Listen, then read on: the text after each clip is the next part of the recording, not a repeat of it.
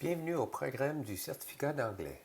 Nous allons prendre quelques minutes pour regarder les résultats de votre test de classement afin de vous aider à suivre votre cheminement et à obtenir votre diplôme une fois que vos 10 cours seront terminés. Si vous regardez en haut de la page des résultats, vous voyez 4 exigences ou conditions que vous devez respecter pour obtenir votre diplôme. La première condition, c'est de terminer le niveau le plus bas indiqué sur vos résultats avant de commencer le niveau suivant, plus élevé. Donc, si on regarde ici, l'étudiant doit terminer 2 cours de niveau intermédiaire 2 avant de suivre des cours de niveau avancé 1. Il doit ensuite terminer 6 cours de niveau avancé 1 avant de suivre des cours de niveau supérieur. Si, au cours d'une session, vous voulez prendre plus de cours que ce qui est requis pour terminer un niveau, par exemple, vous voulez prendre 4 cours, mais vous n'en avez besoin que de 2 pour terminer un niveau, vous pouvez alors commencer à choisir des cours d'un niveau supérieur en même temps. Donc, la seule fois que vous pouvez choisir des cours sur 2 niveaux pendant la même session est pour passer d'un niveau à un autre. La session suivante, lorsque vous aurez terminé les cours sur 2 niveaux, vous devez continuer à suivre des cours seulement au niveau le plus élevé. Donc ici, une fois que l'étudiant a commencé à suivre des cours de niveau avancé 1, il ne peut pas redescendre au niveau intermédiaire 2 par la suite. La deuxième et troisième condition est de compléter au moins 3 cours communicationnels et 3 cours grammaticaux. Avant de continuer, je vais d'abord expliquer la différence entre les cours communicationnels et les cours grammaticaux.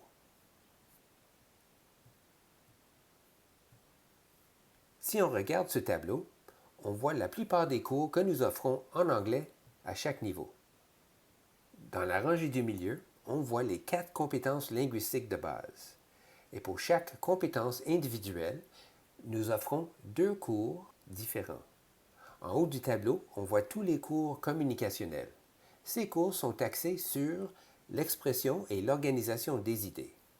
Nous pouvons prendre l'exemple d'un cours d'expression écrite, par exemple le cours de writing. Au niveau 3000, on apprend à rédiger un essai. Dans ce cours communicationnel, donc, les étudiants apprennent à exprimer les idées principales, les idées secondaires et les détails, à organiser les idées et à les développer de différentes façons. Ils apprennent aussi à utiliser un vocabulaire approprié pour exprimer clairement leurs idées. Le cours grammatical pour l'expression écrite est appelé grammar. Et comme tous les cours grammaticaux, il est basé sur les règles grammaticales. Donc, dans ce cours, les élèves apprennent à utiliser correctement les différentes parties du discours, par exemple les noms, les verbes et les adjectifs. Ils apprennent aussi à conjuguer correctement les verbes. Si nous regardons l'expression orale, nous voyons la même différence entre le cours communicationnel et le cours grammatical. Dans le cours de speaking, les étudiants expriment et organisent clairement leurs idées lors d'un discours. Et dans le cours de pronunciation, l'accent est mis sur les règles de prononciation, comme la prononciation des voyelles et des consonnes, le marquage des pauses ou le placement des accents toniques dans une phrase. Dans les cours de compréhension, il existe une différence similaire entre les cours communicationnels et grammaticaux. Par exemple, dans le cours de listening, les étudiants apprennent à reconnaître les idées principales et les détails, ou l'organisation des idées. Et dans le cours de speech perception, ils apprennent à interpréter le discours à l'aide de règles de prononciation.